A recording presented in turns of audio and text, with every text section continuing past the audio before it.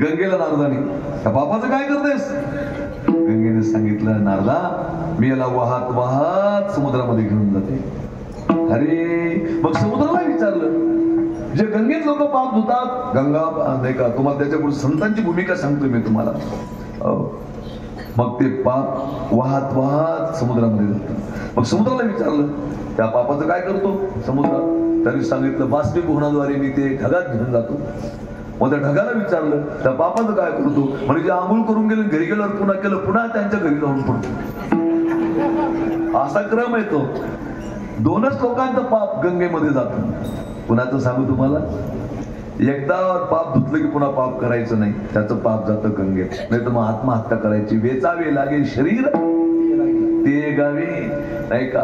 पण ऐका ना, काय गोड सांगितलंय ना, हे गंगेत पाप नाही का धुवायला तिथं लोक जातात. आता माझं तर काही जाणं झालं नाही, मी घरीच घेतले आंघोळ करून. आणि गंगेत आंघोळ केल्यानं खरंच पाप जात असतील का? हा अनुत्तरित प्रश्न आहे माझ्या नजरेत तरी.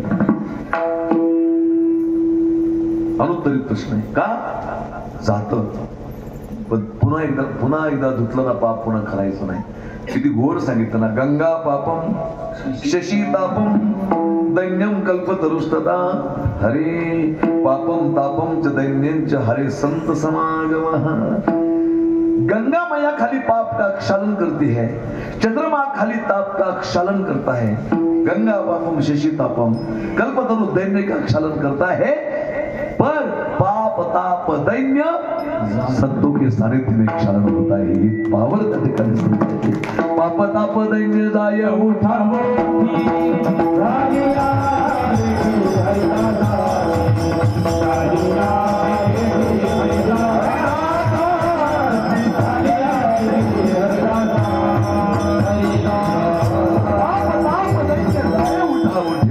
अजून सांगतो तुम्हाला निळोबा याचं प्रमाणे. संत संगे हरे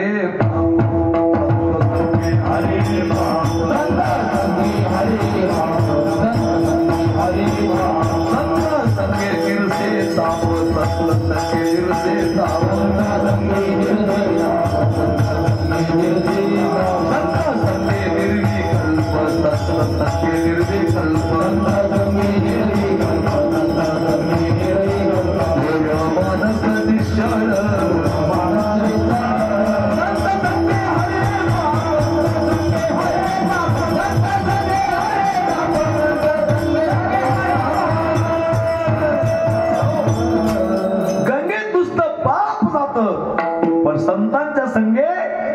संगे हरे पाप. इकडे लक्ष दे. संत संगे निर्से ताप संत संगे निर्विकल्प होय मानस निश्चळ. मग त्या संत संगे हा फायदा आहे. मग तो फायदा करून देणारे जे संत आहेत ते आले कुठून? आम्ही वैकुंठवासी आलो याच कारणासी बोलिले जे ऋषे साच भावे बनताया. नाही का? कुठून आले संत? वैकुंठातून आले. तुम्ही म्हणाल महाराज काय खोटं बोलता तुम्ही, वैकुंठातूनच आले. ऐका ना, इथं लक्ष दे, इथं लक्ष दे. तुकोबारायाच्या जीवनात आलेला प्रसंग आहे. तुकोबाराय दररोज भगवंताचं चिंतन करायला जायचे. चिंतने सरे तो धन्य धन्य काळ. आणि त्याच्यामध्ये समर्पण जर कोणाचं असेल ना महाराज तुकोबारायाच्या जीवनामध्ये, तर तुकोबारायाच्या बायकोचं समर्पण आहे. 1 रुपया तुकाराम महाराजची कमाई नव्हती. नाही का? सगळ्यात त्यावेळेस सावकार होते महाराज. सगळ्या वह्या फेकून दिल्या, कोणाकडून पैसे घ्यायचे नाही. आता लोक तर्क काढू लागले आमच्या महाराजांबद्दल. कोणत्या?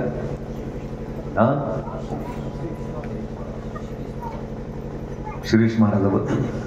महाराज एवढं शक्य नाहीये. महाराजांनी आत्महत्या केलीच नाही महाराज. मम्मी पप्पा हे शब्द कशाला वापरतील ते चिठ्ठीमध्ये ते?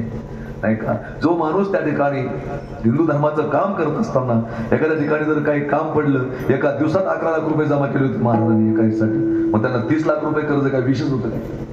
परंतु एक सांगतो तुम्हाला, जी माणसं धर्माचं काम करतात ना त्यांना त्या ठिकाणी या गोष्टी बक्षीस म्हणून मिळत असतात. नाही का? एवढ्या 4 चिठ्ठ्या लिहून ठेवल्या, अक्षर जुळू लागलं नाही ते. सगळी चिकित्सा त्या ठिकाणी चालू आहे. नाही का? मोकळं रडू द्या, तोंड दाबू नका त्याचं. विडाला विडाला विडाला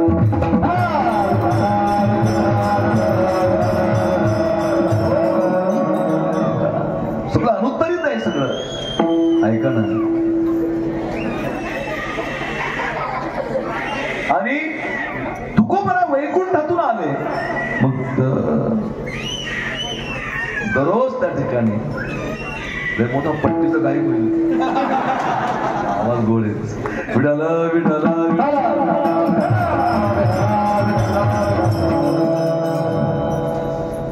जोरात रडण्यापेक्षा स्वरात रडू. आणि विठ्ठल विठ्ठल. तुकोबराय दररोज जायचे.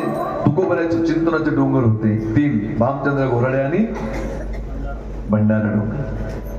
तुकोबराय वैकुंठातूनच आले हा पुरावा देतोय तुम्हाला. आणि जिजाबाई दररोज भाकरी घेऊन जायच्या जिजाबाई तुकोबरायच्या. आणि भंडारा भामचंद्र घोराड्या इकडं लक्ष द्या, काय वातावरण असेल महाराज. आणि तुकोबराय भजन करायची 1 रुपयाची कमाई नाही. काही कमाई करून बायकाच्या शिवाय खावं लागतं. नाही का आपल्या टीम मध्ये नाही कोणी तसं, पण अवघडच परिस्थिती आहे.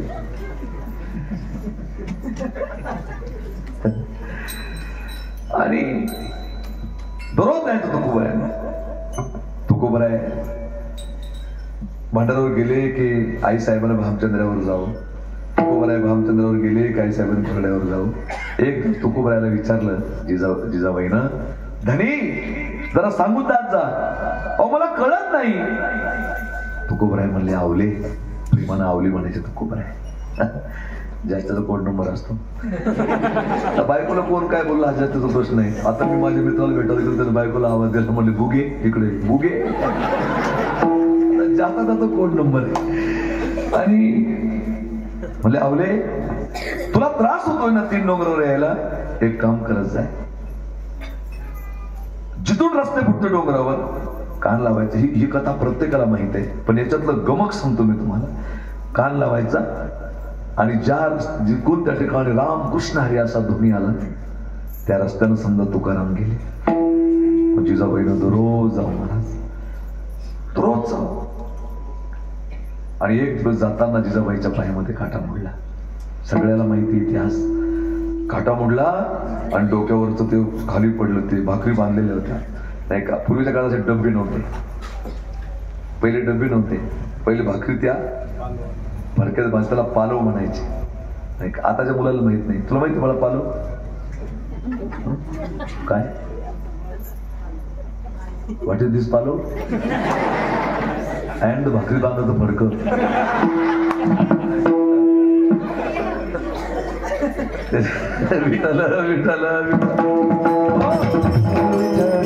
त्याच्या साहेब भाकरी बांधायची. आणि जिजाबाईनं ते भाकरीचा आनंद वेगळा आहे. 5 स्टार हॉटेलमध्ये जे नव्हतं ना ते त्याच्यात पानात भाकरी बांधेल, त्याच्यावर मस्त हिरव्या मिरचा ठ्यासा असावं, त्याच्यावर मस्त एक लोणच्याची फोड, हा त्यावर थोडं तेल टाकलेलं, ते दुमत मारलेलं असावं, ते 3रा पारा खाव अशी मुरलेली पोळी असते नाही का. त्याला हॉटेलचं बी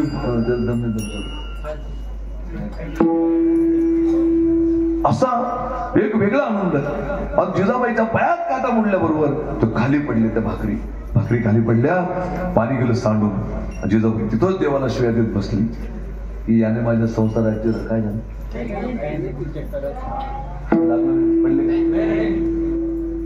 माझ्या संसाराचं वाटोळं केलं, राख रांगोळी केली, पायात काटा मोडलेला आहे. तेवढ्यात परमात्मा गुराख्याचं रूप घेतलं. सुंदरपैकी खांद्यावर घोंगडी, हातामध्ये काठी आहे, त्या ठिकाणी टोपी आहे आणि बुक्का लावलेला आहे, कपाळाला गंध लावलेला आहे. आवाज दिला, आई काय झालं? पाठीमागं पाहिले गुराखी आहे. काय नाही रे बाबा, माझ्या पायात काटा मोडला. आई काढू मी काटा? जमेल तुला? एवढूसा दिसतो. जमेल मला, मी लय जणायचे काटे काढले. कंसाचा काढला, रावणाचा काढला, काग वगैरे ठामारीला बालपणी. याला काय आहे हे म्हणले. पूर्वीच्या काळात खूप काटे मोडायचे. ज्यानी जास्त ज्यानी त्या ठिकाणी शेतामध्ये कामं केलेली आहे, बोकऱ्या चाललेले, त्यांना विचारा अशी काटे मोडायचे पायामध्ये नाही का. आणि मग एक जण काटा काढायचा आणि तो आनंद वेगळा होता. आता पहिले इथले काटे मोडत नाही महाराज नाही का. पहिले कशा चपला भेटायच्या पायामध्ये, ते फडके काहीतरी सुतळी उधळायची, ते करायचं, त्या ठिकाणी जायचं शेतामध्ये. ते काटा मोडायचं. आता आमच्या माया मावल्याला पहिलं इतकं टेन्शन राहिलंच नाही का. चपला राहत्या पायामध्ये, एकच जोड नाही. आता किचन मधला वेगळा, गावाला जायचं वेगळा, बाथरूम मधला वेगळा, सगळे वेगळे वेगळे. एका दिवशी बया परिचित येतील चपलायचा, ही गावाला जायची माऊली, ही किचन मध्ये फिरायची आहे, ही अंगणामध्ये घालायची आहे, आणि जी बाटाची आहे ना, पप्याच्या बापान दारू पिली चपला. तसं नाही होत मला एवढं.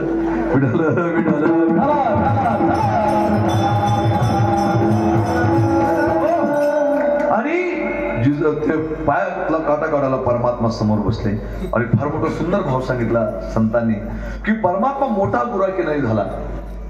जिजाबाईच्या पायातला काटा काढायला परमात्मा मोठा गुराकी नाही झाला, लहान गुराकी झाला. का नाही झाला मोठा गुराकी?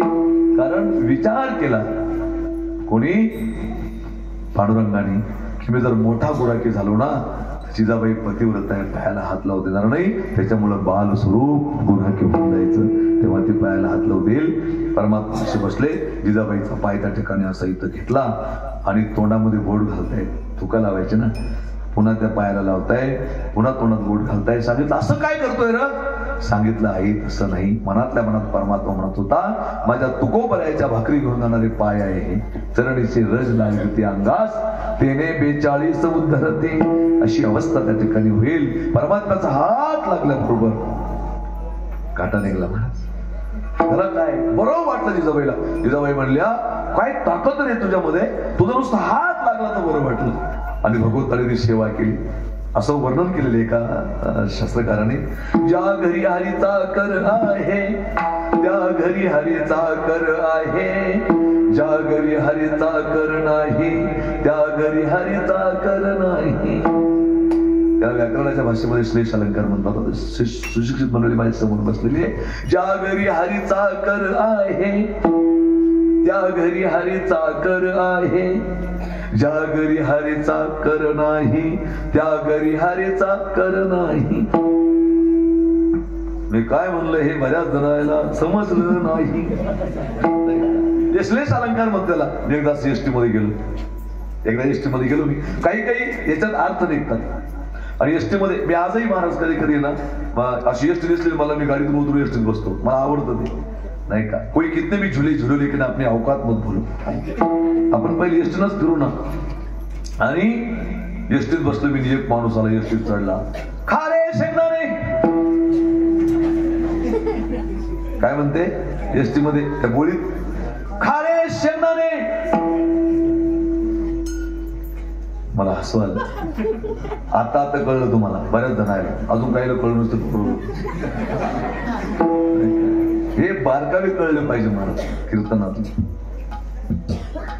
किंवा हे काय म्हणले, असे बारकावे कळाले ना तर असा सूक्ष्म विनोद कळला पाहिजे कीर्तनातला. माझा एक मित्र आहे, त्याच्या घरी मी गेलो, ऐका ना. आणि बायाला सगळं सण होतं, पण फरची पुसली ओली जर फरची असत त्याच्यावर पाय देऊ सण होत नाही. असं तिला फरची पुसू द्या घरच्या ताईला, पण ते अशी फरची पुसली नंतर ओल्या फरचीवर तुम्ही पाय द्या. काय म्हणते ती बाई माहिती का, काही सुत आहे का नाही, वली ती सगळे पाय उमटू राहिले. तर माझा एक मित्र आहे, आमचे एकदम चांगले जिव्हाळ्याचे संबंध आहे. तर त्या वहिनीनं त्या ठिकाणी ते पुसलं ते, आणि मी गेलो त्याच्यावर. आणि गेल्यानंतर माऊली फरची वली इकडे पुढे येऊ लागले तुम्ही. पण मी पुढे गेलो तरी पोचा फेकून मारला, फेकून मारला. तिथेच थांब म्हणलो, काय खराब काय बाबा वहिनीचं, याची कमाल म्हणलो मग. आणि काय झालं हे बाहेरून त्याला फोन केला. म्हणलं संजू काय, अरे म्हणलं वहिनीचं काम तर खराबच आहे. काय झालं माऊली? अरे मला फरची ओली होती, मी पुढे गेलो, त्यांना राग आला, त्याने मला पोचा फेकून मारला. असं कुठे असतं का? त्यांना थांबा म्हणलं तुम्ही 20 मिनिटं थांबा म्हणले. मी घरी गेलो 20 मिनिटात त्याला फोन केला. म्हणलं काही वडील बोलला नाही, कुठे येतो तुम्ही, फक्त 10 मिनिटं थांबा म्हणे, फरची सुकली की जातो म्हणे. आणि ते असे मार्गाने कळाले पाहिजे तेव्हा ते कीर्तन करतो. तसं ते आलं एसटी मध्ये. काय म्हणते, खारे शेंगदाणे. त्याचे 2 अर्थ निघतात. ते सगळे एसटीच्या लोकांना म्हणलं होतं टाइमपास खारे शेंगदाणे. आणि दुसरा अर्थ असं होता, जे शेंगदाणे मी तुम्हाला खाऊ घालतो ते खारे शेंगदाणे, म्हणजे त्याला मीठ लावलेलं आहे. तसं ज्या घरी हरी चाकर आहे त्या घरी हरी चाकर आहे, ज्या घरी हरी चाकर नाही त्या घरी हरी चाकर नाही. ज्या घरी हरी चाकर आहे, ज्या घरी हरीचा कर आहे तिथं देवाचा हात आहे. ज्या घरी हरीचा कर म्हणजे हात, ज्या घरी हरीचा कर आहे त्या घरी हरीचा कर आहे. साकर म्हणजे सेवक, तो तिथं सेवा करतो. ज्या घरी हरीचा कर नाही त्या घरी हरीचा कर नाही. पण परमात्मा तुकोबरायाच्या घरी हरीचा कर आहे, म्हणून हरी तिथे चाकर आहे. म्हणून परमात्मा काटा काढायला लागला. हात लागल्याबरोबर काटा निघला. बरं वाटलं नाही का. अगोदर त्या ठिकाणी पहिले काटा काढायचे ना, असं त्या ठिकाणी असं घोटाळे द्यायचं काट्याला. आणि मग त्याला नाही जमलं ना, ते जे काटा काढे ना ते त्याला विचारे चीज खातो का आंबा खातो. ते आनंद होता मला, तो आनंदच वेगळा होता. तो शेळ्या मागचा आनंद बघा तुम्ही, लय गंमत होती. हे बकऱ्या माग गेलं ना, घरी जर काही प्रेग्नेंट असेल कोणी, डिलिव्हरी व्हायचं असं ना घरी, तर तिथं अंदाज काढी पोरगं होईल पोरगी, एवढा आनंद होता. असं एक काडी घेते लव अशी नावाची, ती एक इकडून एक तिकडून अशी एमडी डॉक्टर होते आरण्य पंडित. कोणा करले हे असं बऱ्याच जण करलं असं. माझं चौकून झालं पोरगं होईल आणि जोडणी झाली पोरगी होईल. दवाखाने बंद करते. आणि मग ते रस्त्यात ते काटा बुडला की ते काटा काढी चीज खातो का आंबा खातो, वेगळा आनंद होता मला. मोबाईलनं सगळा सत्यानाश केला. आणि तसं परमात्म्याने तसंच केलं. आनंद वाटला आणि सांगितलं. जिजाबाईने विचारलं, बाळा पाणी सांडलं रे, माझ्या धनाला पाणी नाही प्यायला. म्हणले आई साहेब मी पाणी घेऊन येतो. म्हणले दूर दूर पर्यंत पाणी नाही, कुठं थांबा म्हणले मी आणतो. बुराकी बाजूला गेला, नुसतं पाहिलं. तुष्टी करीन वाकडी तर पाणी भांडणाच्या उतरंडी. असं नुसतं पाहिलं आणि पाहिल्याबरोबर ते भरलं ते भांड. म्हणजे आई घ्या परत करे बापा, लगेच आणलं पाणी. म्हणजे आपलं कामच तसं आहे. आणि जिजाबाई गेल्या तिथे. तुकोबराय ब्रह्म आनंदी लागली टाळी, कोण देहाती संभाळी, असो ऐसा कोठे आठवची नाही, देहीच विदेही भोगू दशा. तुकोबरायला आवाज दिला, धनी उठा जेवण करा. पांडुरंग पांडुरंग. तुकोबराय उठले, हात धुतले, चूळ भरली आणि त्या ठिकाणी जेवण केलं. तुकोबरायाने पाणी पिलं. पहिलाच घोट घेतला पाण्याचा. जिजाबाईकडे पाहू लागले. तुकोबराय वैकुंठातून आले होते, कशासाठी आले होते आपण चिंता म्हणणार आहोत. जिजाबाईकडे पाहू लागले. जिजाबाईने विचारलं, काय झालं बघायला माझ्याकडे, कधी पाहिलं नाही का मला. म्हणजे आवले रस्त्याने तर काही घडलं काय. म्हणजे आतापर्यंत कधी नवऱ्यानं हा प्रश्न नाही विचारला, आज कसं काय विचारलं. कसं काय विचारतेस. नाही म्हणले काही घडलं का मला सांग. आपले रस्त्याने येताना माझ्या पायात काटा मोडला, मी खाली बसले, रडायला लागले. हे गुन्हाकी आला, काय सांगू म्हणले त्याचं स्वरूप कसं होतं. आणि तो गुन्हाकी आला, त्यांनी माझ्या पायाला नुसतं हात लावला. मला बरं वाटलं. ते म्हणले जाऊ दे, पुढे काय झालं. म्हणले पाणी सांडलं होतं, त्यांनी पाणी आणलं. त्याने तुझ्या पायाला हात लावला. पण नुसता पायाला हात लावला नाही, तर माझ्या चरणाचे रस त्याने तोंडामध्ये घातले. म्हटले आवले तुला नाही कळालं का तो कोण आहे, नाही का. ज्याचे पाय दुर्लभ आहे. सगळं विठोबाचे पाय मिळत नाही, तो तुझे पायाला स्पर्श करतो.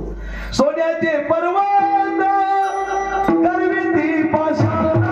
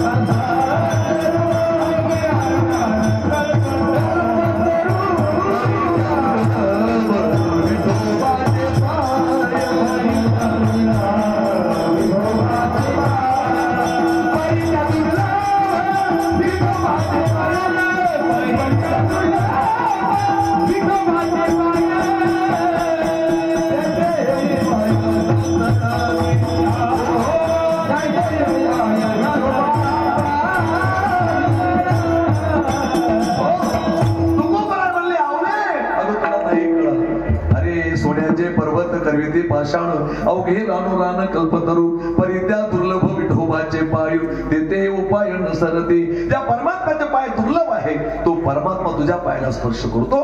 म्हणले तुमचं म्हणणं मला कळत नाहीये. अगं म्हणले ज्यानं तुझ्या पायातला काटा काढला ना तो साधा नाही, तो वैकुंठातला हरी आहे. मग तुम्हाला कशावरून कळालं? म्हणले हे जे पाणी तुम्हाला दिले ना प्यायला हे पाणी जमिनीवरचं नाही, हे पाणी वैकुंठातलं आहे. मग तुकोबाराला विचारलं वैकुंठातल्या पाण्याची चव तुम्हाला कशी काय माहीत? तुकोबाराय म्हणतात वैकुंठातल्या पाण्याची चव मला याच्यामुळे माहिती आहे कारण आम्ही वैकुंठवासी आलो याच कारणाशी. ज्या अर्थी तुकोबाराला वैकुंठातल्या पाण्याची चव माहिती त्या अर्थी तुकोबाराय कुठून आले होते? वैकुंठातून आले होते. वैकुंठातून तुकोबाराय कशासाठी आले? तुकोबारायने स्वतः सांगितलं या भक्तीत रसपान करण्यासाठी आणि जगाला करवण्यासाठी आम्ही आलो. अभंगाचं पहिलं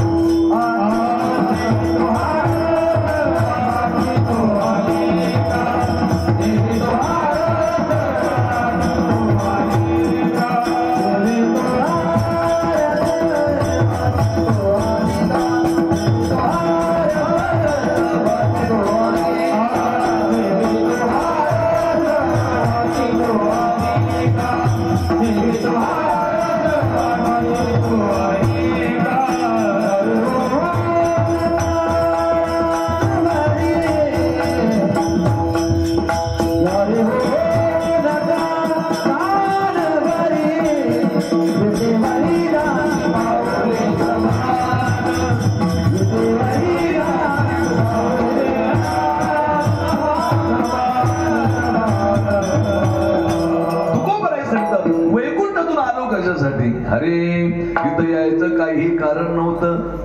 आलो कशासाठी? सेवेतो हा रस वाटेतो आणि का. तुकोबाराने रस सांगितलाय तसा विचार जर केला तर वाङ्मय शास्त्रामध्ये नवरस सांगितले. शृंगार रस, हास्य रस, करुण रस, रोध रस, विभत्स रस, अद्भुत रस, नाही का.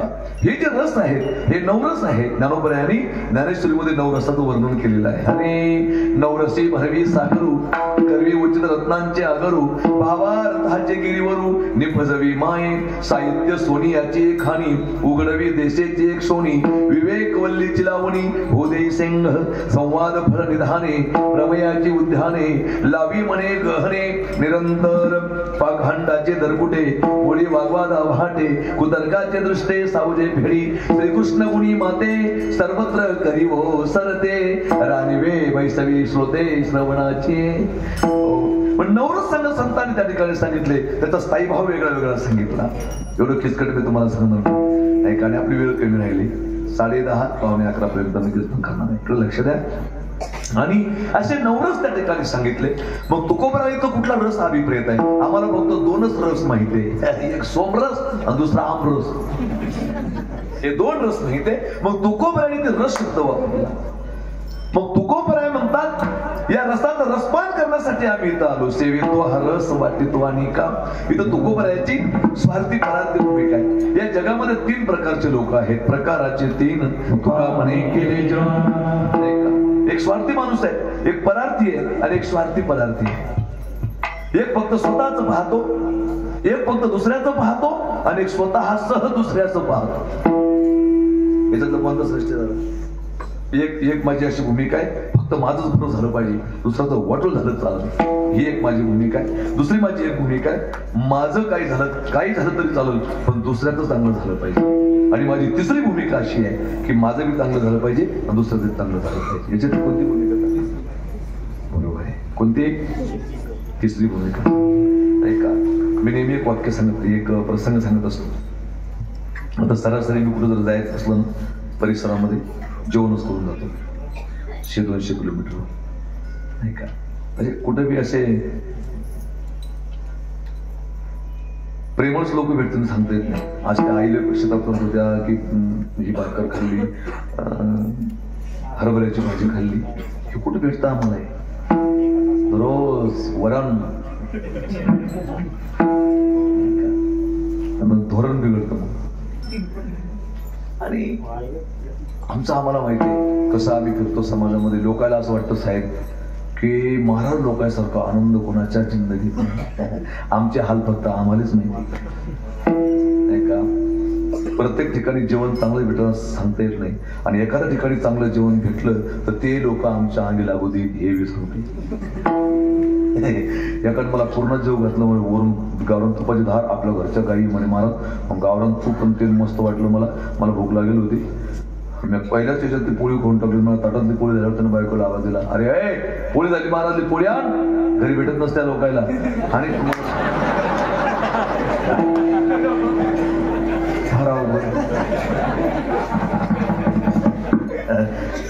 एका बाई मला 5-6 भाज्या खाऊ घातल्या. जेवण झाल्यावर म्हणे एवढ्या घरी खात्या का.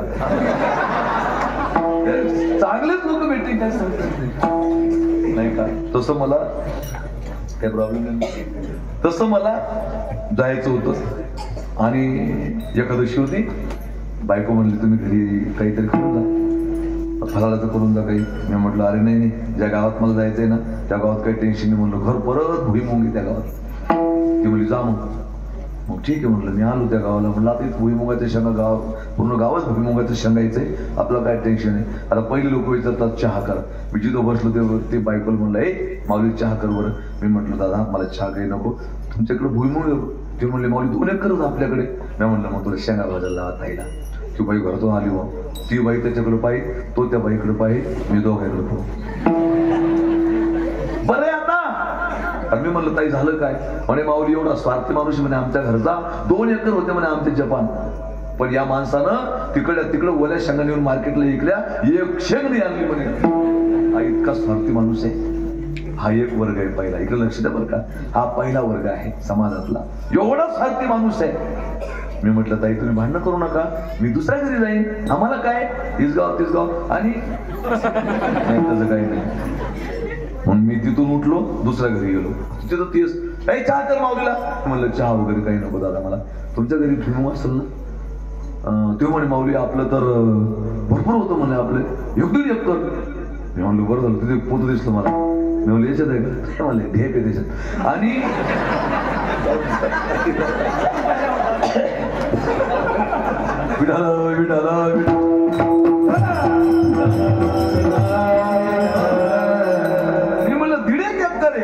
ते म्हणे माऊली 1.5 एकर होतं, पण आमचा प्रॉब्लेम असा झाला, आमचं शेत गावाच्या बाजूला आहे. लोक बाहेर गेले की कडप उपटून नेले, एक शेंग नाही घरी आली. पहिल्याला पुऱ्या विकून टाकल्या, दुसऱ्याचे पुरे कडप उपटून नेले. मला टेन्शन आलं. म्हणलं आता आपल्याला या गावात चहा सुद्धा प्यायचा नाही. मग ती म्हणे चला तिथे सुंदर त्यानं सुरू झालं. तिथे चला तिथं बसा फेटा बांधायला. दादाकडे बसलो आम्ही फेटा बांधायला नाही का. तसं पवन कोणाकडे बसलो ना तसं त्या ठिकाणी आम्ही असं फेटा बांधायला त्या ठिकाणी बसलो. मग ते बाई म्हणले तिकडे सुंदर ध्यान होईपर्यंत काही चहा वगैरे कर. ते म्हणलं मी चहा घेत नाही. अरे जाऊ दे म्हणले शेंगा भाजवर. पण मी काय ठरलं होतं आता आपल्याला इथं काही करायचं नाही. तो ते मला शेंगा भाज, आता फेटा बांधत तर शेंगा भाज नव्हतं म्हणजे 2 तास शेंगा कामावली. मी म्हणलं मला नाही काही खाणं, जोर नव्हतं नाही, मला नाही काही काय. तेव्हा म्हणला माऊली तसं नाही, भाजू द्या तिला, तुमच्या बरोबर आमचं बी जमून, आम्ही बी खाऊन तुम्ही बी खा. ऐका विषय संपला. परिस्थिती अशी आहे, एकानं पुऱ्या विकून टाकल्या, एकाच्या लोकांनाच उपटून नेलं पुऱ्या वेली, आणि एक म्हणतो आम्ही बी खातो तुम्ही बी खा. आता मला सांगा ज्याच्या पुऱ्या विकून टाकल्या तो मोठा, तो श्रेष्ठ, का ज्याच्या लोकांनाच नेल्या पुऱ्या तो श्रेष्ठ, का मी बी खातो तुम्ही बी खातो श्रेष्ठ? यातली भूमिका कोणती श्रेष्ठ आहे? तुमची एकच भूमिका आहे, तू गुळ खातो कधी? मग याच्यातला कोणता श्रेष्ठ?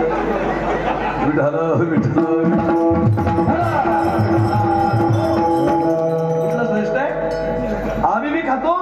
ज्याच्या पुऱ्याच विकून टाकल्या तो बी मोठा नाही, तो स्वार्थी आहे. ज्याच्या पुऱ्याच लोकांना नेल्या तो बी मोठा नाही, त्याला ज्ञान नाही. पण मी खातो आणि तुम्ही पण खा, ही भूमिका श्रेष्ठ आहे. याच भूमिकेतून तुकोबराय बोलले, सेवितो हा रस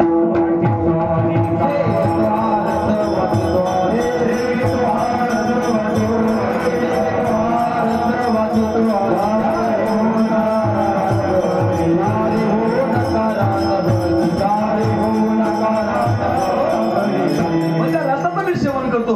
तो रस कोणता आहे नेमका? तर ज्ञानोबा तुकोबा सांगतात नाही का, विट्याचे सुखान होय हे भक्ती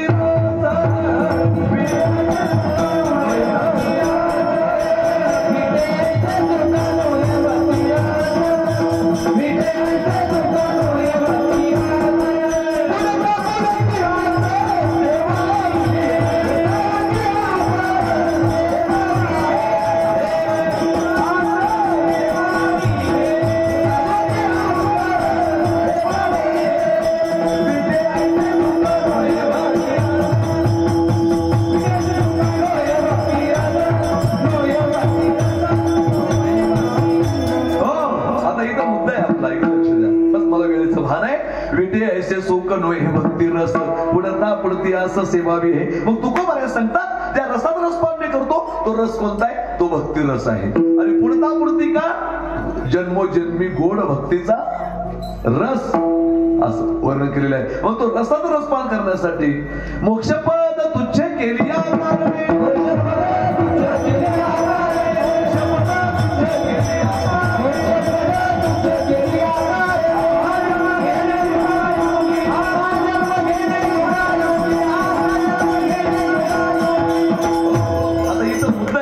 सेवितो हा रस. इथं आपला मुद्दा आहे. तुकोबा सांगतात तो रस म्हणजे कोणता रस? तो रस आहे भक्ती रस. आणि तो रस भक्तीचा रसाचा गोडवा इतका मला लागला तर मी मोक्ष पदाला लाथ मारली. मोक्ष पद तुच्छ केली या कारणे आम्हा जन्म घेणे योगायोगी. आता वास्तविक पाहता जन्म घेणं चांगलं वाईट?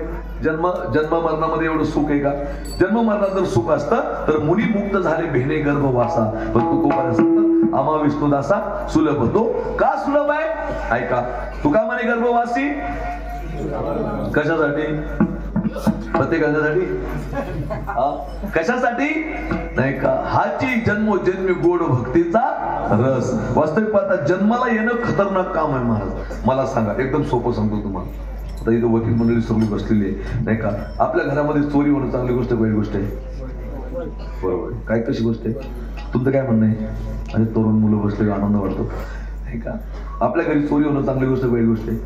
वाईट गोष्ट आहे. ठीक आहे, नंतर तुमची भूमिका बदलू नका तुम्ही. पण तुम्ही बदलणार आहे मला माहिती आहे. ऐका, एका कॉलनीमध्ये एका चोरानं चोरी केली.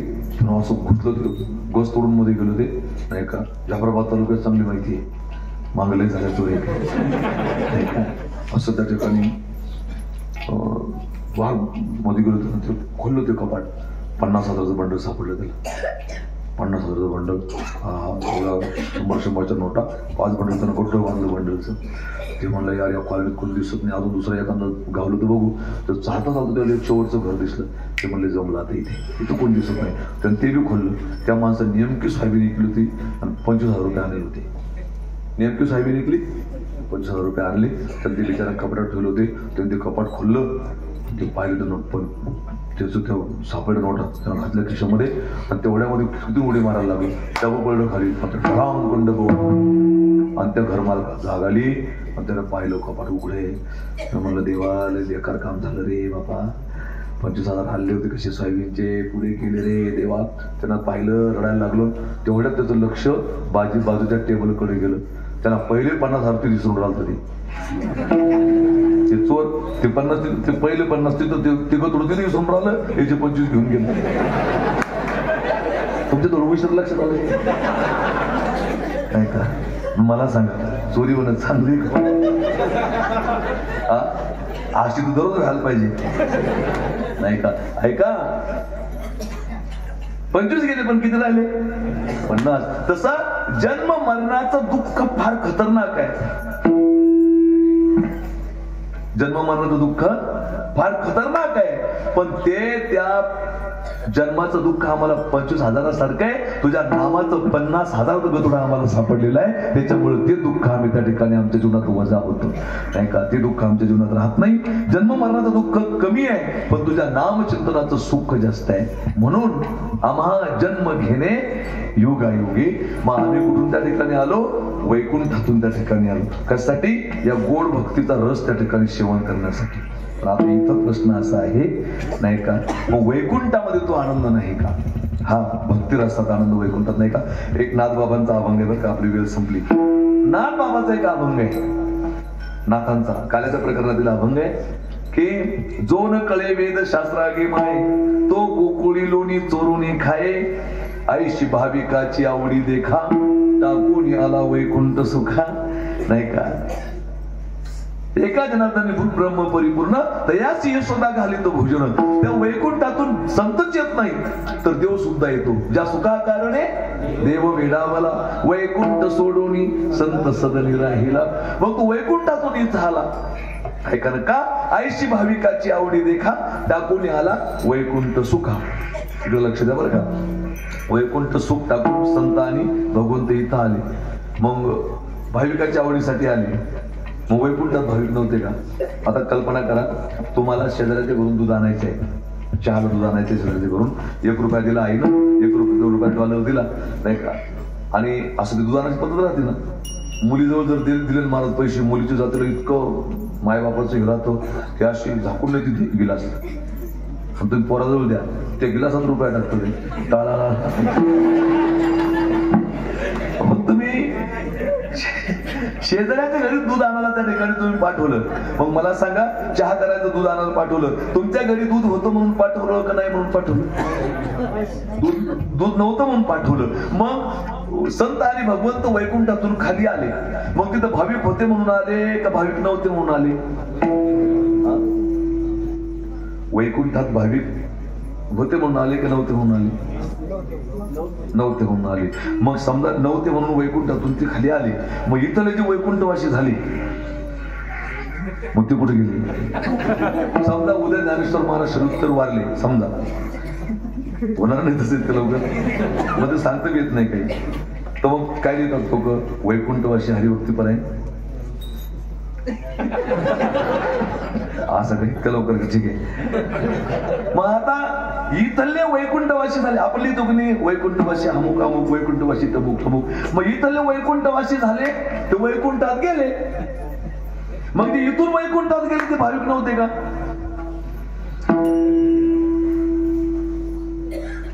हाच तर प्रश्न आहे ना. मग त्यासाठीच तर मग कीर्तन करायला बोलवलं.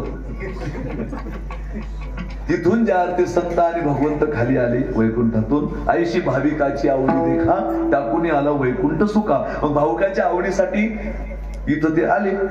मग वैकुंठात भाविक नव्हते का असा प्रश्न आहे. पण वैकुंठामध्ये भाविक होते. कसे होते. चतुर्भुजा नर होणे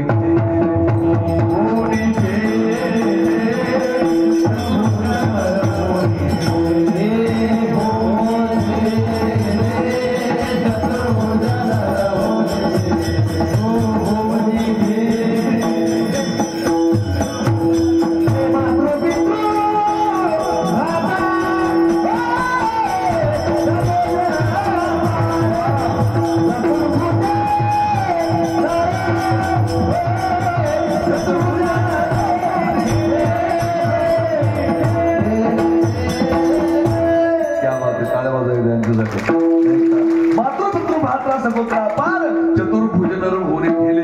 मग तिथं इथले भाविक तिथे गेले की देव बी चतुर्भुज आणि हे बी चतुर्भुज.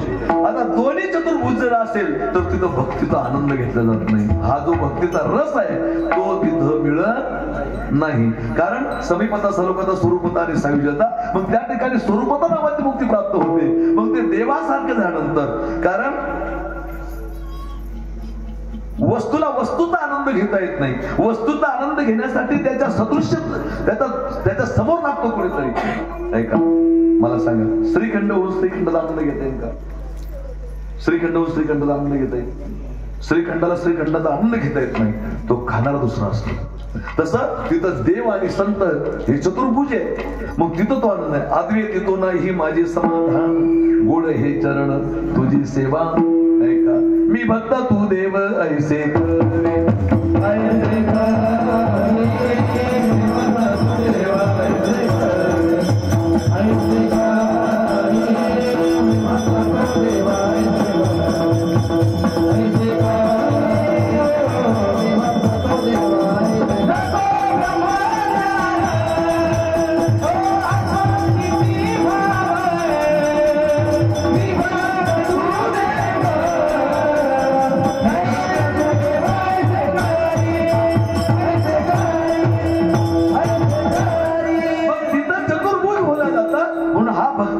मिळत नाही. तो भक्तीचा आनंद मिळवण्यासाठी आम्ही इथं आलो. इथं येऊन केलं काय? सेवितो हा रस वाटतो.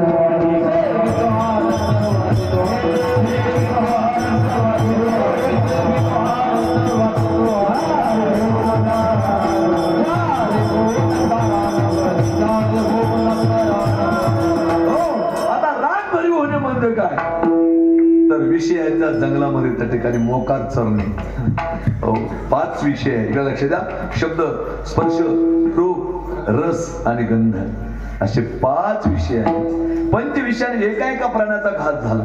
शब्द विषयाने हरणाचा घात झाला, स्पर्श विषयानं हत्तीचा घात झाला, रस विषयानं माशाचा घात झाला, गंध विषयानं भुंग्याचा घात झाला.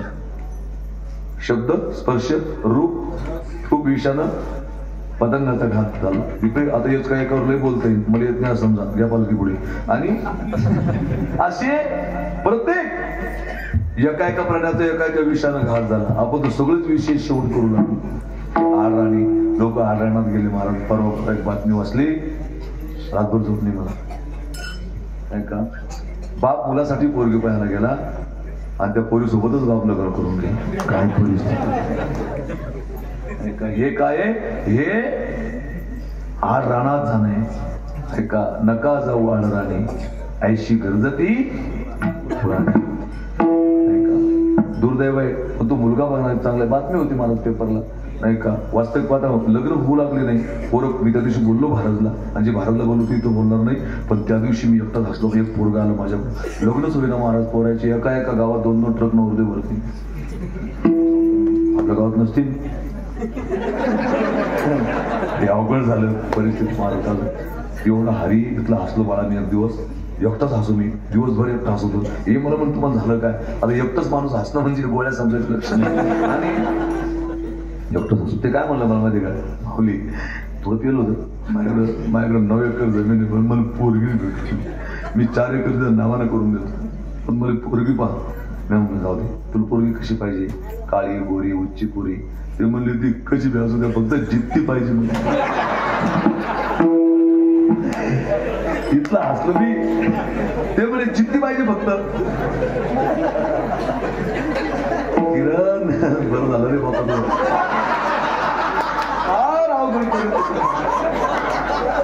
निघलास राजा.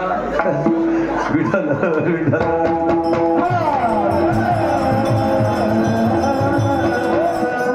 बरोबर स्ट्रगल करा, मेहनत करा. बरं लय अवघड झालं महाराज, काय सांगावं तुम्हाला, नाही का. आणि मग असं नाही झालं की आर राहणार जातात, नाही का. फार कठीण झाली परिस्थिती. त्या मुलानं संन्यास घेतला महाराज. त्यांनी मला तो पहिला दिवसला त्या ठिकाणी त्या शर्मिष्ठा आणि देव यांची कथा येते श्रीमद भागवतामध्ये. वृषपर्व नावाची राजाची कथा येते की त्या शर्मिष्ठाला पाठवतो देव यांनी सोबत, आणि मग यायचं राजासोबत त्या ठिकाणी लग्न झालं. ते देव यांनी फार मोठी कथा. आणि मग त्या राग आला की दाशीसोबत त्याने लग्न करून घेतलं. याला 3 मुलं झाली, युद्धवाणी, तूर, वसू, ध्रुव, पूर्व आणि अनु. त्याच्यातलं एका पोरानं त्या ठिकाणी त्यांना आपलं तारुण्य दिलं होतं, नाही का. आपल्या बापाला तारुण्य दिलं, अशी यदुराजानं नाही दिलं, नाही का. म्हणून ती फार मोठी गोड कथा येते. त्यांनी सांगितलं मला अजून आयुष्यामध्ये भरपूर विषयाचा उपभोग घ्यायचा आहे. शुक्राचार्याने शाप दिला, म्हातारा होशील. ते तरुणपणे म्हातारं झालं. ते म्हणले आता कसं, माझी चूक झाली, पण तुमची पोरगी आगाऊ होती, त्याच्यामुळे मी दाशीसोबत त्या ठिकाणी असं वागलो. तेवढ्यात त्यांनी सांगितलं तुझा एखादा पोरगा जर तारुण्य घेत असेल तर मग काही हरकत नाही. मग ते यदूला विचारलं, ध्रुवसूला. त्यांनाही सांगितलं. म्हणजे दाशी होऊन गेली होती. तिची जी मुलं होतं ध्रुव आणि पुरू, त्या पुरू राजानं त्याला त्या ठिकाणी तारुण्य दिलं आपलं, नाही का. तसा हा पुरू भेटला मला जिंदगी. आमच्याकडे गोष्ट आहे, नाही का. बापानं लग्न केलं त्या मुलीसोबत, आणि त्याने सांगितलं ठीक आहे बाबा, त्याची इच्छा झाली त्याने लग्न केलं, काही हरकत नाही. दोघांचं इच्छेनं झालं. परंतु त्या ठिकाणी मी आता आयुष्यभर ब्रह्मचारी राहील आणि भगवंताच्या चिंतनात माझा वेळ घालवेल, त्याला म्हणतात तरुण, नाही का. नाही आपल्याला लग्न झालं ना, समाजसेवेला आपलं जीवन अर्पण करून द्यायचं. काही पोरं आम्हाला असं भेटते, माऊली लग्न झाल्याबरोबर दारू सोडतो. अरे पण दारू सोडायचं लग्न होईल कसं? हा इथं महत्वाचा मुद्दा आहे की नाही. अवघड झाली परिस्थिती.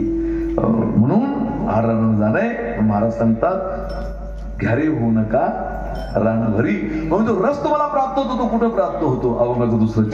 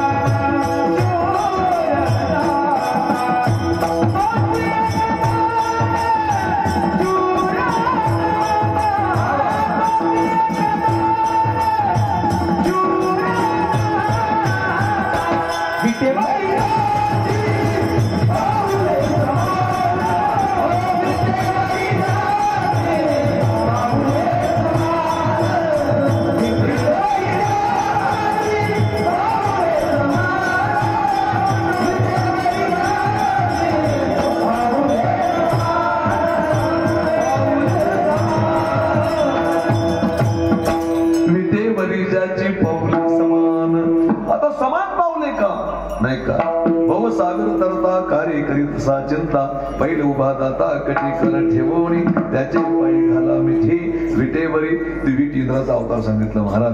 आता का कसं फार मोठं चिंतन आहे, मला येत नाही. समजा आपली वेळ संपली, 11:15 वाजले.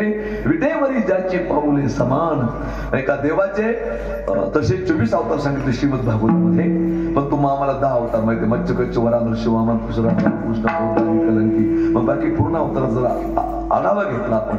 मत्स्य अवतार थोडक्यात झाला, कच्छ अवतार समुद्र मंथन झालं, नाही का, वरा अवतार ती पृथ्वीवर अंतर झाला. सगळे अवतार जे आहेत परमात्म्याचे, नाही का, देवळा चरणी वाजवितो वेणू गोपिका रमोनी स्वामी माझा देखी लागे माय यमुनेच्या तीरी.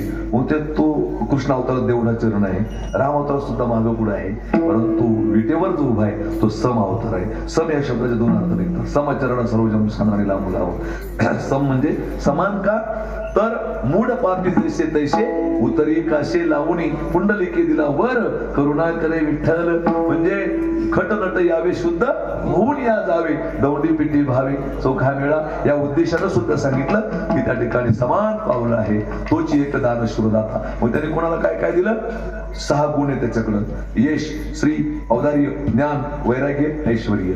मग त्याला एवढा दाता येतो, नाही कांदळ्या पांगळ्याचा एक विठोबा दाता. प्रसवला विश्व तोची सर्व वय जाणता घडी मोडी हेळा मात्रे पाप पुण्य संचिता भव दुःख कोण वारी तुझं वाचून चिंता. आंधळ्या पांगळ्याचा दाता म्हणजे नेमकं काय व्हा, नाही का. विटेवरी ज्याची पावले समान तोची एक दान शूर दाता. मग त्याने दान शूर कोणाचा दाता आहे? मग आंधळ्या पांगळ्याचा एक विठोबा दाता. म्हणजे एखादा प्रश्न विचारला याच्यावर, म्हणजे आंधळ्या पांगळ्याचा दाता आहे ना, मग आपल्याला टेन्शन घ्यायची काय गरज? असं नाही. हे जगातला विचार करत सगळे आंधळेचे जगात. तुम्ही आम्ही सगळे तुका म्हणे कैसे आंधळे हे जन, सगळे आंधळीचे महाराज. तुम्ही कसं काय? आपण एखाद्या माणसाला भेटला जर गेलो तरी पहिला प्रश्न काय म्हणतो आपण? काय चाललं? दिसत नाही तुले त्याच काय चाललं? पण आपण असा प्रश्न विचारलो की काय चाललं, नाही का. जो संसारिक जीवाला देव दिसत नाही म्हणून ते आंधळे, आणि परमार्थिक जीवाला संसार दिसत नाही म्हणून ते एका बाजूला आंधळे. सगळं जग आंधळे. आणि जे कधी देवाकडे जात नाही ते पांगळीच आहे. मी एकदा असं बारीमध्ये लागलो बारीत. मी महाराज आता माझे प्रत्येक तीर्थावर माझं वशील आहे, थोडा थोडा, जास्त नाही डायरेक्ट. पण मी डायरेक्ट दर्शन कधी घेत नाही महाराज. गिंत बारीक लागूनच. आता शेगाव संस्थान माझं जवळच आहे. आता शिवरात्रीचं माझं कीर्तन यावर्षी माझ्याकडं प्रगतीत माझ्याकडे आलं यावर्षी शिवरात्रीतला.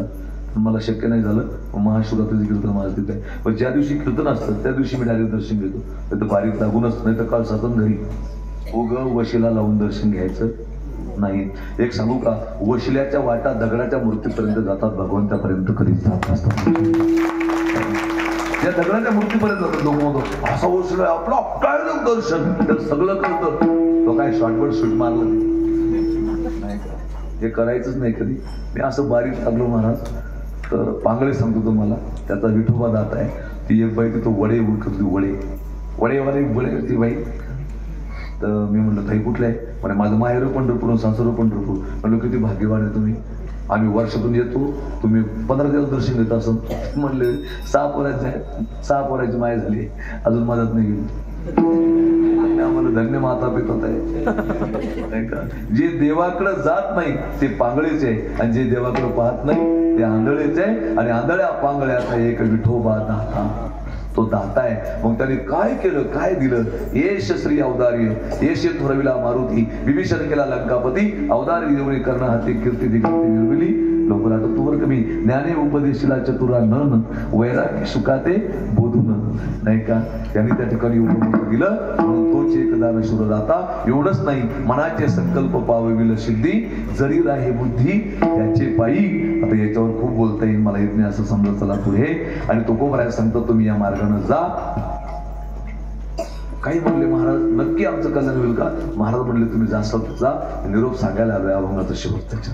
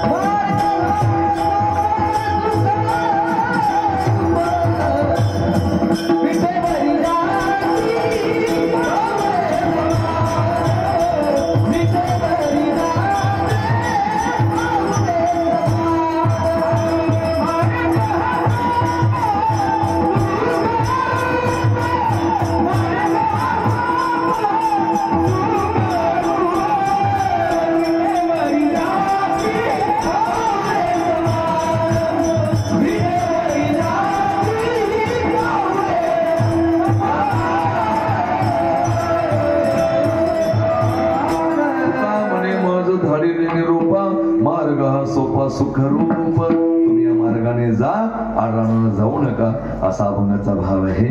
एका 11:15 वाजले, 9 ते 11च्या आत सोडायचं तुम्हाला वचन दिले. असून कोणी सुद्धा उठण्याचा प्रयत्न करू नका. 5 मिनिटं सर्वांनी शांत करायचे.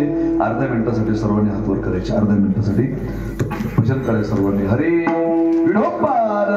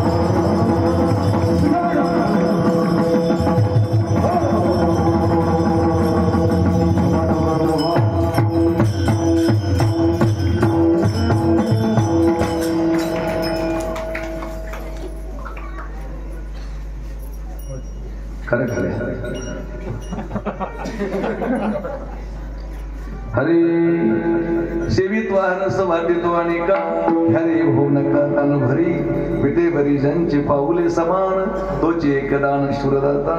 माय बाप हो, त्या ठिकाणी आम्हाला बोलावलं. विष्णू भैया सगळी मंडळी त्या ठिकाणी, सर्वांची नावं तर मला घेणं शक्य नाही. सगळे भेटले, आनंद वाटला. अनेक दिवसापासून तुमच्या गावात हा सप्ताह चालू आहे. ऐका, दोन्ही वकील साहेब या ठिकाणी उपस्थित आहेत. सगळी मंडळी या ठिकाणी आहे. खरं तर आंबोरे साहेबांचं मी फार मोठ्या एकदा प्रॉब्लेममध्ये आलो होतो. मला खूप मोठं सहकार्य केलं ऐका. आणि तुमचं गाव तसं जुनं त्या ठिकाणी आमचं परिचित आहे ऐका. आमचे हरी महाराज या ठिकाणी उपस्थित झाले. एक भीक मागून जातो जाताना गड्या. माझं जे जीवन आहे ना ते थोडं वेगळ्या पद्धतीने माझी वाटचाल सुरू आहे. आज व्यसनमुक्तीच्या केंद्राच्या माध्यमातून मी समाजाचं दुःख जवळून पाहू लागलो. आज सगळ्यात जास्त जर त्या ठिकाणी परेशान असेल ना तर आमचा हिंदू धर्म त्या ठिकाणी परेशान आहे. सगळे आमचेच लोक त्या ठिकाणी ऐका, माळी, कोळी, तेली, तांबोळी, सुतार, कुमार, लोहार, बंजारा एक 18 पगड जातीची माणसं त्या ठिकाणी दारू पिऊ लागली. मुस्लिम समाजाचं प्रमाण त्या ठिकाणी कमी आहे ऐका. तुमच्या पाया पडून त्या ठिकाणी हात जोडून विनंती करतो तुम्हाला की व्यसनाचे आलिप्त त्या ठिकाणी जीवन जगा. आता दिलीप भाऊ वगैरे आमच्याकडून त्या ठिकाणी अगोदर त्यांनी निश्चय केला तर ती सुटली तर सुटली त्या ठिकाणी. असे बरेच जण आहे. आणि हा माझा प्रयत्न आहे, लक्षात घ्या. तो काही माझा व्यवसाय नाही आहे. आज काल परवा पेपरला त्या ठिकाणी आता खरं म्हणजे या पोस्ट टाकायला मलाही बरं वाटत नाही की आपण काय फार मोठी करण्याची आवडत नाही की आपण हे करू लागलो. पण मला हे सगळं आवडतं त्या ठिकाणी सगळं करायला. मी एक संकल्प केला. मला बऱ्याच जणांनी बोलले त्या ठिकाणी नाही का 10 मे पर्यंत मला जेवढे कीर्तनाचे पैसे येतील डिझेल फक्त मी त्यातलं टाकणार आहे. बाकी सगळे मुलीच्या लग्नासाठी त्या ठिकाणी त्या मुली पण आता एक सगळे भांडे कुंडे मी घेऊन ठेवले त्या ठिकाणी. आम्ही एका याच्यामध्ये आनंद मिळतो. महाराज जीवन जगत असताना आहे ना फार मोठ्या अपेक्षा ठेवून तुम्ही त्या ठिकाणी जीवन जगू नका आणि इमोशनल होऊन त्या ठिकाणी जीवन जगू नका. आनंदाने जीवन जगा. कधी काय होईल काही सांगता येत नाही त्या ठिकाणी. आणि मी जीवनाचं एकच सूत्र त्या ठिकाणी माझ्या जीवनामध्ये ठरलेलं आहे. एकच सूत्र, तुमच्याकडे 50 कोटी रुपये जरी पडेल असले ना तर तुम्ही 2 अडीच चपात्याच खाणार आहे. आणि तुमच्याकडे 5,000 असले तरी तुम्ही 2 अडीच चपात्याच खाणार आहे. तुमच्याकडे 5 तालाची बिल्डिंग असली तर तुम्ही एकाच क्वार्टर झोपणार आहे. आणि तुमची 10 बाय 10ची कुटी असेल तर तुम्ही तेवढ्याच क्वार्टरवर झोपणार आहे. विनाकारण पागल सारखे करू लागले लोक त्या ठिकाणी. भावना केल्यामध्ये काहीच अर्थ नाही महाराज आहे का. ही शोकांतिका आहे. आज दुर्दैव त्या ठिकाणी आहे. आणि आनंदाने जीवन जगा. कोणाशी वाद घालू नका. प्रेमानं त्या ठिकाणी राहा. जातीवाद करू नका. एकमेकांसोबत त्या ठिकाणी जुळून राहा. प्रेमानं राहा. आजकाल परिस्थिती अशी झालेली आहे कोणाचं कधी काय होईल बाळा, कधीच सांगता येत नाही कोण कुणाला कधी केव्हा सोडून जाईल, काहीच सांगता येत नाही महाराज. परवा माझ्या डोळ्यात पाणी आलं. एक माणूस त्या ठिकाणी आपल्याच तालुक्यातली गोष्ट आहे, भोकरदन तालुक्यातली.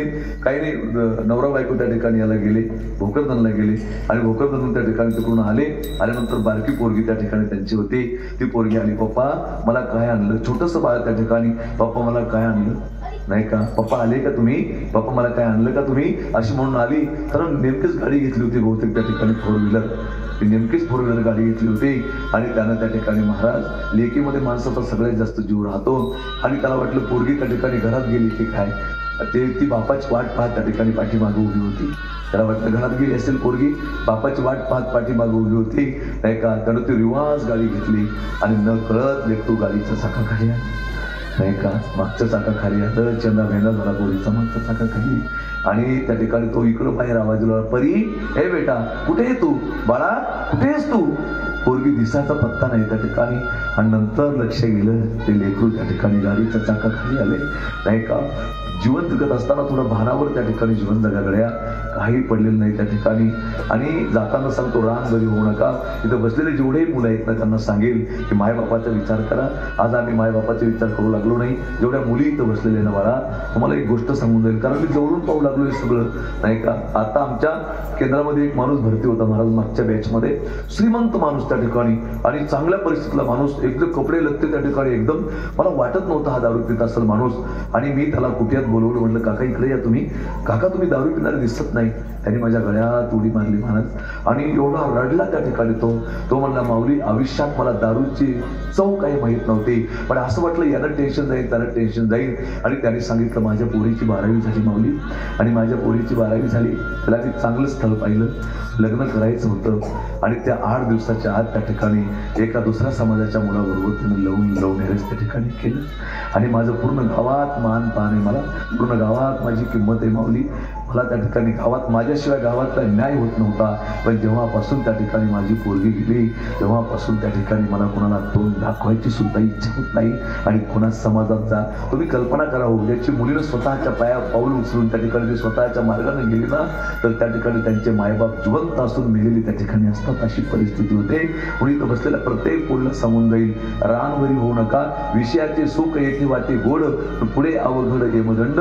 क्षणिक सुखासाठी माणसं त्या ठिकाणी आपलं जीवन शेअर करून टाकतात आणि त्या ठिकाणी जीवनामध्ये पश्चातापाशिवाय दुसरं काही पडत नसतं. लक्षात घ्या, नाही का. क्षणाच्या सुखासाठी आपलं जीवन त्या ठिकाणी बर्बाद करू नका.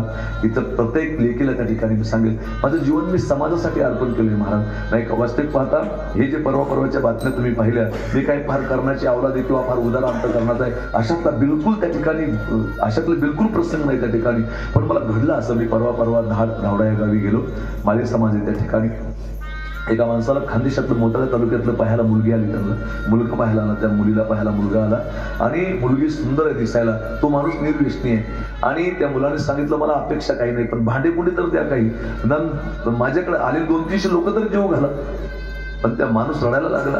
तर डोळे पुसताना मी त्याला पाहिलं, मी इकडे काय करतोय तू. त्याने सांगितलं काही नाही माऊली, नाही का. माझं लेकरू इतकं गोड आहे ना माऊली, मुलाला 30-32 हजार रुपये पेमेंट आहे महिन्याला, चांगला पोरगा आहे, निर्व्यसनी पोरगा आहे. पण तो पोरगा तर त्याचे मी काहीच नाही करू शकत, कारण आम्ही गोदामचे गहू आणले ना माऊली, इकडे आणून ते खातो आणि 10 किलो गहू आणून खातो आम्ही. माझ्या घरी जमीन नाही, जुमला नाही, काहीच नाही. मग त्याच्यामुळे मी नाकारलं, ते नाईलाज झाला माझ्या लक्षात आलं. मी माझी डायरी काढली, नंतर अंदाज लावला मी 2-3 लाख रुपये तर आपण सहज कमवू शकतो, नाही का. जास्त तर मी कोणाला काही मागत नाही, कोणाला काही बोलत नाही. वाईट या गोष्टीत वाटतं फक्त. आदल्या दिवशी एक कीर्तनकार ठरवून येतो, तो त्या ठिकाणी 25,000 रुपये घेऊन जातो. दुसऱ्या दिवशी कीर्तन होतं, लोक म्हणतात चांगलं झालं. आणि जेव्हा ती माणसं 5,000-3,000 रुपये हातात टेकवतात तेव्हा थोडं दुःख वाटतं की या समाजाला, नाही का. एक सांगू का तुम्हाला, कुठल्याही महाराजांचं कीर्तन घेताना तो 2 तास किती चांगलं कीर्तन करतो त्याचा विचार करू नका. तो राहिलेले 22 तास तिकडं काय करतो त्याचा एकदा आराखडा तयार करा, त्या ठिकाणी बघायचा. तो 2 तास किती चांगलं बोलत असेल याचं ऑब्झर्व केल्यापेक्षा तो तिकडं 22 तास काय करतो त्याच्या गावाकडे, नाही का. जे कीर्तनामध्ये गाय सांगतात, माय सांगतात, नाही का, ही परिस्थिती आहे, वस्तुस्थिती आहे. गायीचं महत्व कीर्तनामध्ये सांगायचं आपल्या कुठेवर एकही गाय नसेल तर त्या ठिकाणी किती शोकांतिका त्या ठिकाणी आहे. हे रानबळी होण्याचेच लक्षणं त्या ठिकाणी आहे. म्हणून त्या ठिकाणी चांगलं कार्य करा, तुम्हाला परमात्मा काही कमी पडू देणार नाही. मला हरी महाराज या 8 दिवसामध्ये मला कमीत कमी 10 लोकांचे फोन आले, हे माझ्यासोबत आहे, की मी तुमच्या फोनपेला किती पैसे पाठवू, मला 20,000 50,000 काय असेल ते पाठवा. मी म्हटलं त्याला मला समाजसेवेचा धंदा नाही मांडायचा आहे. आज समाजसेवा हाही एक धंदा झालेला आहे. समाजाकडून 50,000 जमा करायचे, समाजाला 10,000 रुपये लोकांना दाखवायचे व्हॉट्सअप फेसबुकला, आणि 40,000 आपल्या खिशात टाकायचे. ते एका बापाच्या आवडीचे लक्षण असू शकत नाही. मला जेव्हा लागेल तो आम्ही तुम्हाला नक्की सांगेल. देतात लोक मला, मी डायरेक्ट दुसऱ्या दिवशी त्याची पोस्ट असते, कोणी 11,000 दिली, कोणी 5,000 दिली. काही लपून छपून समाजाला काहीच ठेवायचं नाही महाराज, अशी परिस्थिती आहे. त्या माणसाला मी नंतर सांगितलं, म्हटलं दादा काही टेन्शन, हे मला त्याच्याकडून प्रेरणा भेटली, ते कीर्तनाचं काय करायचं ते. आणि मी मागेही 4 महिने कीर्तन बंद करून टाकले होते, घेतलेले कीर्तन कॅन्सल केली, नाही करायचं म्हणलं कीर्तन. मला काय का थांबायचं घरी, तो 2 टाइम देतोय ना जेवायला, नाही का. आणि तुम्ही मुलासाठी करत असेल, माझ्याही मुलाने मला एक दिवस प्रश्न विचारला की दादा तुमच्या बरोबरची बरीच महाराज म्हणले त्यांनी एवढ्या कमाया केल्या, तुम्ही काय केलं, नाही का, तुम्ही काय करताय, कशासाठी त्या ठिकाणी करताय. पण मला एक माहित आहे, कमवायचं तर कोण्या मुलासाठी कमवायचं, मूर्ख मुलासाठी कमवून उपयोग नाही. तो कुठल्याही ढाब्यावर गमवेल, आणि चांगल्या मुलासाठी कमाई करण्याची गरज नाही. तो त्याच्या बुद्धीनं त्याचं अस्तित्व त्या ठिकाणी आपण त्या ठिकाणी अशा वृत्तीने त्या ठिकाणी जर जगलात, अरे गरजा कमी करा, जीवन जगायला लागतं काय. आज मी माझ्या एर्टिगा गाडीमध्ये फिरतोय, नाही का, मला इथपर्यंत फॉर्च्युनर असती तरी मी इथपर्यंत त्या गाडीनं आलो असतो, आणि हिनंही त्याच गाडीनं आलो. थोडी हलकी गाडी असेल, थोडा 1 तास उशिरा जाल तुम्ही तिथे, आणि चांगल्या गाडीत थोडं लवकर जाल, आणि अचानक काय झालं की अजून लवकर जाल. पण कशासाठी, तुमच्या जीवनातल्या गरजा कमी करा गड्या, नाही का. आणि मग त्या माणसाला मी सांगितलं काही ताण घेऊ नको, फ्रीज कूलर पासून सगळे भांडे मी तुम्हाला घेऊन देतो, नाही का, आणि 2-4 कुंडची पंगत देतो, मंडप देतो, फक्त हुंडा भरणार नाही, सोनं नाही घेऊ शकत मी, तेवढी माझ्यात दम नाहीये. सहज झालं त्या ठिकाणी, जमलं ते, नाही का. आता लग्न आहे पुढे, नाही का, मी फक्त भांड्याचे फोटो टाकेल, कुठं दिले हे नाही टाकणार, नाही का, अशी परिस्थिती आहे. आणि आनंद येतो त्याच्यामध्ये, नाही का. आणि म्हणून ती मुलगी इतकी सुंदर त्या ठिकाणी, आणि आता मस्तपैकी ते लग्न होत आहे, नाही का. आणि इथं बसलेल्या प्रत्येक मुलीला सांगतो, मायबापाच्या पुढे कधी जायचं नाही बेटा, आणि कशाही राहा तुम्ही, फॅशनेबल राहा, परंतु माझ्यामुळे माझ्या मायबापाला खाली जमीन उकरायची वेळ येणार नाही, असं भान प्रत्येक मुलीनं ठेवलं पाहिजे. मुलं त्या ठिकाणी विचार करत नाही. आज सुशिक्षित बेकार मुलं त्या ठिकाणी फिरू लागले, कामं नाही, धंदे नाही, काहीच नाही त्या ठिकाणी, आणि मायबापाच्या भावचार मारायचं. तुमच्या गावाचे मुलं मला चांगले वाटले, तुमच्यापैकी गुटखा खात नसेल कोणी, तुम्ही खात असते तिथे बसलेच नसते, कारण गुटखा खाणारा माणूस इतका टाइम बसूच शकत नाही, त्याला थुकायला उठावं लागतं. धन्यवाद आहे तुम्हाला. असे त्या ठिकाणी व्यसनमुक्त जीवन जगा, निर्व्यसनी राहा, एवढी विनंती त्या ठिकाणी करतो. आता मला तुम्हाला रडवायचं नाही. शेवटी जाताना आमचे पांडुभाई या ठिकाणी माझ्यासोबत आले, त्यांना धन्यवाद देतो. महाराजांनी गोड मुलगा वाजवला, हे सगळे लेकर त्या ठिकाणी सुंदर त्या ठिकाणी आले. हरी महाराज त्या ठिकाणी आले, बट्ट्या करून ठेवल्या त्या महाराजांनी, किंवा मागली बट्ट्या करू घालू. पण इकडं त्यांच्या बट्ट्या तयार झाल्या, मग मला फोन केला, शक्य आहे काय गोष्टी सांगते. जातो तर घेऊन जातो मी आता. आमचे भाऊराव मामा ज्ञानेश्वरी पारायण व्यासपीठ वगैरे त्या ठिकाणी सुंदर असे झालेलं आहे. आमचे विनेकरी बाबा, सर्वांना धन्यवाद देतो.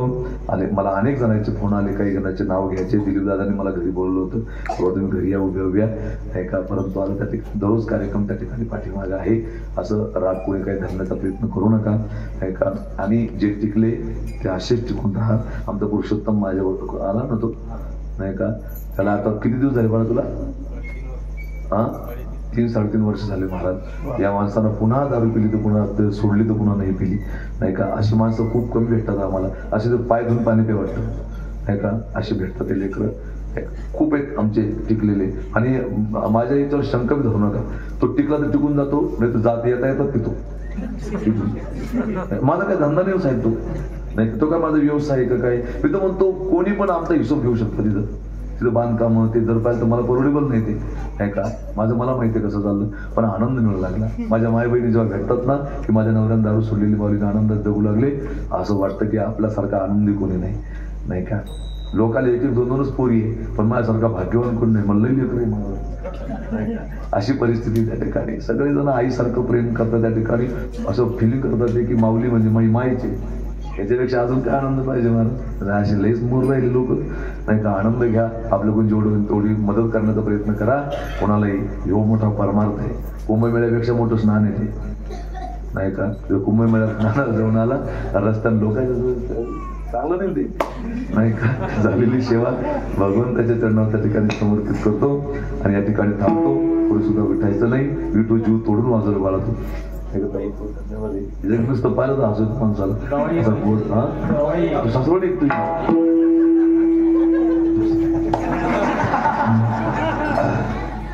भाग्यवान आहे ते गाव. विठ्ठल भेटला ना नाही का. आणि सप्ताहाला तुम्ही बोलवलं ते पण आले याचा अर्थ टेन्शन नाही कुठलंच. आणि नाही का सासूरवाडीत राहण्याचं वेगळाच आनंद आहे.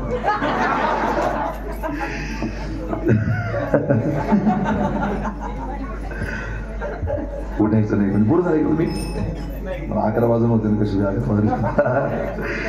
का. इथेच थांबतो आता. 100% कोणी उठायचं नाही. साहेब तुम्हाला धन्यवाद बरं का.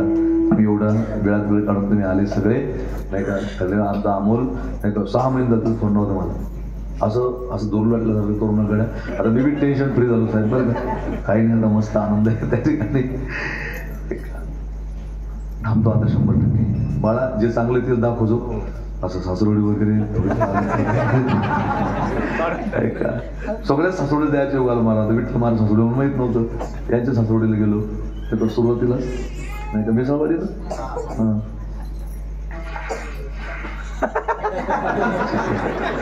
उठायचं नाही कोणी. ज्ञानेश्वर